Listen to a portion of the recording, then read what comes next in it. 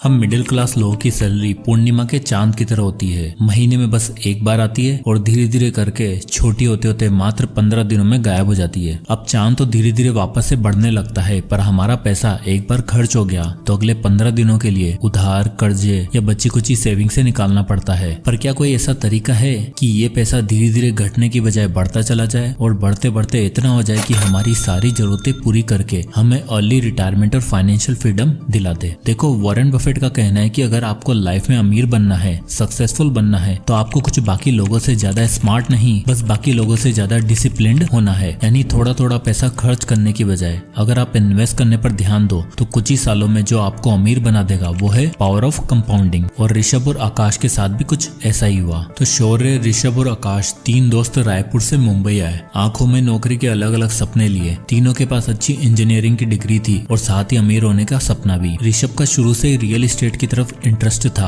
और आकाश का stock market की तरफ। तो वहीं शौर्य सिर्फ अपनी लाइफस्टाइल अच्छी बनाना चाहता था। शौर्य को लाइफ में हर चीज जल्दी चाहिए थी और लकीली तीनों में सबसे पहले नौकरी लगी भी तो शौर्य की। महीने की 30,000 तनख्वाह पे मुंबई में शौर्य ने सारे सपने पूरे करने का डिसीजन बना लिया। मुंबई का पार्टी कल्चर, लिविंग एक्सपेंसेस, खाना पीना और अलग अलग डेस्टिनेशन शौर्य को भी भाग गए और वो हर महीने ये सारी चीजें जरूर एक्सप्लोर करता। 23 साल का शौर्य अब ज्यादा समझदार और इंडिपेंडेंट हो चुका था। उसे फैमिली तो चलानी नहीं थी, बस अपना करियर बनाना था। इसलिए उसने ऋषभ और आकाश से अलग रहने का डिसीजन लिया, जहां उसके बाकी ऑफिस कलीग भी रहते थे। आए तो तीनों साथ थे, पर शौर्य अब अपने ऑफिस के पास वाली सोसाइटी में एक अपार्टमेंट में रहने लग गया था, जहां का रेंट था 10 से 12 हजार रुपए और ये जगह उसके ऑफिस से नजदीक भी थी। वहीं आकाश और ऋषभ ओल्ड पनवेल में रहते थे, जहाँ रेंट और प्रॉपर्टीज काफी सस्ते और अपॉर्चुनिटी ज्यादा। अब ऋषभ को शुरू से रियल एस्टेट में इंटरेस्ट था और जब वो पनवेल शिफ्ट हुआ तो शुरू के 3-4 महीने उसके पास नौकरी नहीं थी। वो अपने पिताजी से पैसे मंगवाकर अपना खर्चा चलाता। अब ऋषभ सिर्फ नौकरी नहीं ढूंढ रहा था, वो पनवेल में और नवी मुंबई में रियल एस्टेट प्रॉपर्टी पर स्टडी कर रहा था। 2009 में 23 साल का ऋषभ 10 रुपए की चाय और वड़ा पाव पर गुजारा करके इतनी इन्फॉर्मेशन हासिल कर चुका था कि बस उसे एक बड़ी न्यूज और एक बड़े अमाउंट की जरूरत थी। ऋषभ को पता चला कि नई मुंबई अगले 10-15 सालों में खूब डेवलप होने वाली है। यहाँ मेट्रो आने वाली है और ये ओल्ड पनवेल भी नवी मुंबई के डेवलपिंग हिस्सों में आने वाला है। तो ऋषभ ने एक रियल एस्टेट कंपनी में नौकरी पकड़ी, जहां उसकी तनख्वाह बहुत कम थी, मात्र 15,000 रुपए, पर इन्फॉर्मेशन का भंडार था। सडनली ऋषभ को पनवेल में एक ऐसी प्रॉपर्टी मिल गई जहां कंस्ट्रक्शन शुरू होने वाला था और वहां लैंड अलॉट हो रहे थे। ऋषभ ने अपने पापा को फोन करके 15 लाख रुपए इस प्रॉपर्टी में इन्वेस्ट करने के लिए कहा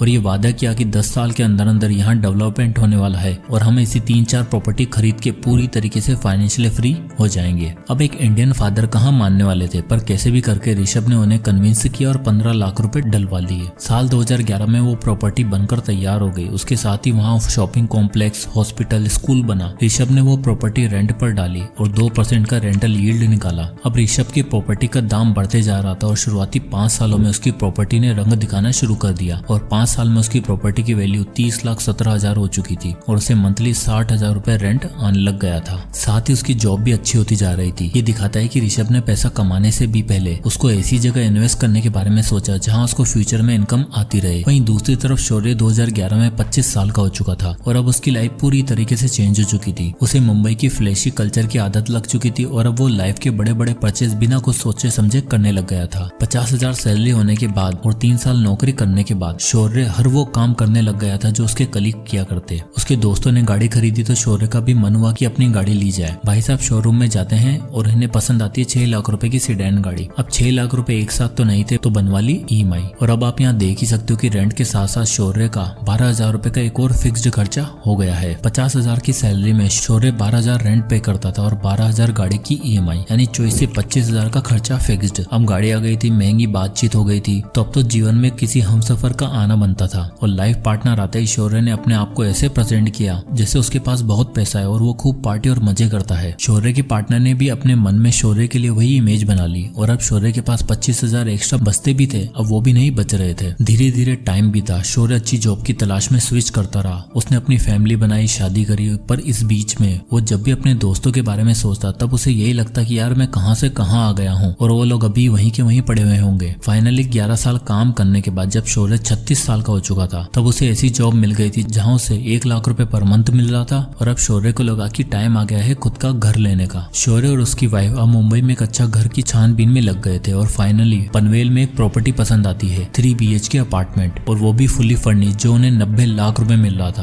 अब 1 लाख की सैलरी वाला आदमी, चलो दोनों मियाँ बीवी की कंबाइंड इनकम 2 लाख भी मान लो, तो 90 लाख तो एक साथ अफोर्ड कर नहीं सकते थे। इसलिए उन्होंने 20 लाख की सेविंग से डाउन पेमेंट करी और बचे 70 लाख की EMI बनवा ली। अब आप यहाँ देख ही सकते हो कि लगभग 58,000 पर मंथ की EMI पे उन्होंने फाइनली अपना ड्रीम हाउस ले ही लिया। सारा पेपर वर्क और लोन प्रोसीजर कंप्लीट होने के बाद जब प्रॉपर्टी ओनर का खुलासा हुआ तो शौर्य के होश ही उड़ गए। असल में जिस नवी मुंबई में शौर्य ने प्रॉपर्टी खरीदी थी वो ऋषभ की ही प्रॉपर्टी थी, एग्जैक्टली वही प्रॉपर्टी जो उसने 2011 में 15 लाख रुपए की खरीदी थी। और अब आप यहाँ देख ही सकते हो कि 11 साल बाद यानी 2022 में जब वो अपनी प्रॉपर्टी बेचने गया तब उसकी वैल्यू 69,78,000 रुपए हो चुकी थी और उसने शौर्य को वही फ्लैट 90 लाख रुपए में बेचा। दरअसल ये परिवर्तन इसलिए हो पाया क्योंकि 2011 में दिखने वाला पनवेल अब 2022 में कुछ ऐसा दिखता था, जहाँ सब कुछ पूरी तरीके से डेवलप्ड हो चुका था। ऋषभ ने जो स्पेकुलेट करके प्रॉपर्टी का दाव खेला था वो बिल्कुल सही बैठा और अपनी नौकरी के साथ और कमाई हुई अर्निंग्स को वापस रियल एस्टेट में इन्वेस्ट करते करते अब उसके पास नवी मुंबई में 4 प्रॉपर्टीज थी,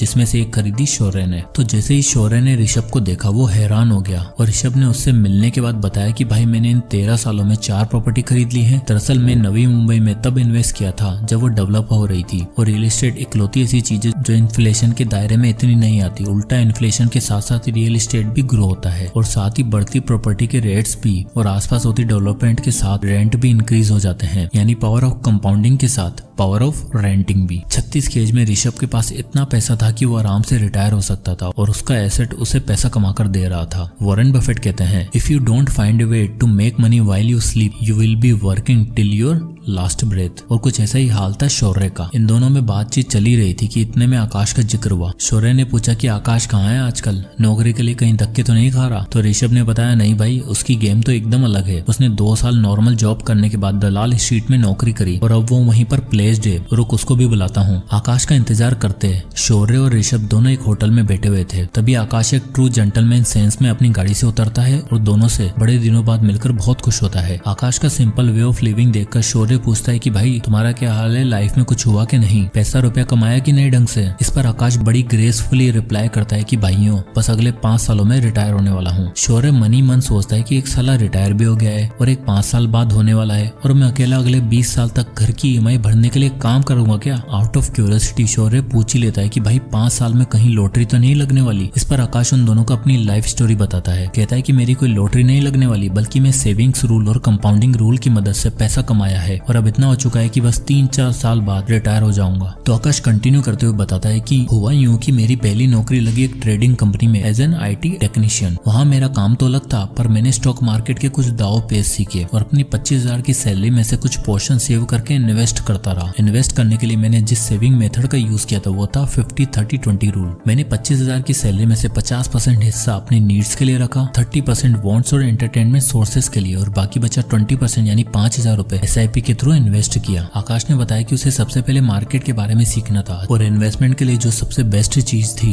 वो था इंडेक्स फंड। इसलिए उसने 5,000 रुपए इंडेक्स फंड में SIP करने का फैसला लिया। इंडिया में निफ्टी 50 इंडेक्स फंड सालाना 10 से 12% का रिटर्न देता है और स्टॉक इस बीच में कैसे परफॉर्म करते हैं आकाश ने अच्छे से सीख लिया था। 5 साल इन्वेस्ट करने के बाद और स्टॉक मार्केट के बारे में सीखने के बाद आकाश को समझ आ चुका था कि अब अगर पैसा कमाना है और अर्ली रिटायरमेंट चाहिए तो अपना बिजनेस बिल्ड करने के साथ साथ इन्वेस्टिंग शुरू करनी होगी। आकाश अब अपनी जॉब के साथ साथ फ्रीलांस फाइनेंशियल असिस्टेंट भी दिया करता था। 28 की उम्र में जहां लोगों को समझ नहीं आता कि UPSC की पढ़ाई करें या नौकरी करें, वहीं आकाश 3 काम करके पैसा कमा रहा था और महीने का 1 से सवा लाख रुपए अर्न कर रहा था। इसके बाद आकाश ने बताया कि सबसे पहले मैंने जो 5 साल SIP से पैसे बनाए थे उसको मैंने विड्रॉ किया। उसने बताया कि 5 सालों में उसने निफ्टी 50 इंडेक्स फंड जो उन्हें एवरेज सालाना 10 से 12% का रिटर्न दे रहा था, वहां से उसके 5,000 रुपए 10% के स्टेप अप से 5 सालों में 4,92,000 रुपए बन चुके थे। इन 4,92,000 में से उसने 8,000 एक्स्ट्रा ऐड किए और सबसे पहले 5 लाख रुपए की लमसम इन्वेस्टमेंट करी स्टॉक्स में। इस स्टॉक पोर्टफोलियो में उसे 17% का एवरेज रिटर्न मिल रहा था और आप 10 साल बाद देख ही सकते हो उसके पास कितना पैसा हो चुका होगा, 24 लाख रुपए। पर आकाश जानता था कि अर्ली रिटायरमेंट के लिए सिर्फ इतना काफी नहीं था, इसलिए उसने निफ्टी 50 इंडेक्स फंड में फिर से SIP करने का फैसला किया, पर इस बार 5,000 की नहीं बल्कि एक तगड़े अमाउंट की। आकाश चाहता था कि वो मात्र 10 से 12 साल में 1 से 1.5 करोड़ के अमाउंट को सिक्योर करने के बाद रिटायर हो जाएगा, जिसके लिए उसने डिसाइड किया कि हर महीने वो 1,20,000 की इनकम में से 30,000 पर मंथ इन्वेस्ट करेगा और 732 रूल कंपाउंडिंग का यूज करेगा। तो ये 732 रूल ऑफ कंपाउंडिंग कहता है कि अगर आप एक सर्टेन अमाउंट हर साल 10% से इंक्रीज करते हो तो पहले 7 साल में आपके पास 50 लाख रुपए होंगे, फिर अगले 50 लाख मात्र 3 सालों में बन जाएंगे और अगले 50 लाख के लिए सिर्फ 2 साल का और इंतजार करना होगा। आकाश ने वो सर्टेन अमाउंट डिसाइड किया 30,000 रुपए और कैलकुलेशन करी जो कुछ इस तरह आई। यानी आकाश की कैलकुलेशन बिल्कुल सही बैठ रही थी। आप देख ही सकते हो कि 7 साल में 50 लाख, फिर 10वें साल में 1 करोड़ और 12वें साल में 1.5 करोड़। प्लस में जब तक वो रिटायर होता